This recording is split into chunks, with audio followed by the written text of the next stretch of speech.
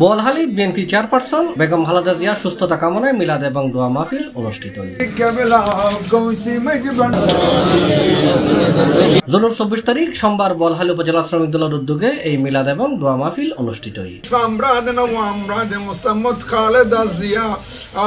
এডে উপস্থিত আছেন বোয়ালখালী উপজেলা বিএনপির সিনিয়র যুগ্ম আহ্বায়ক নুরুন নবী চৌধুরী, সদস্য সচিব হামিদুল হক মান্নান, বোয়ালখালী পৌরসভা বিএনপির আহ্বায়ক শহীদুল্লাহ চৌধুরী, চট্টগ্রাম দক্ষিণ জেলা শ্রমিক দলের সাধারণ সম্পাদক বীর মুক্তিযোদ্ধা ডাক্তার মহসিন খান তরুণ, বোয়ালখালী উপজেলা শ্রমিক দলের আহ্বায়ক মোহাম্মদ আকরাম হোসেন দুলাল সহ বিএনপি, যুবদল, ছাত্রদল, স্বেচ্ছাসেবক দল, শ্রমিক দলের উপজেলা এবং পৌরসভার নেতৃবৃন্দ।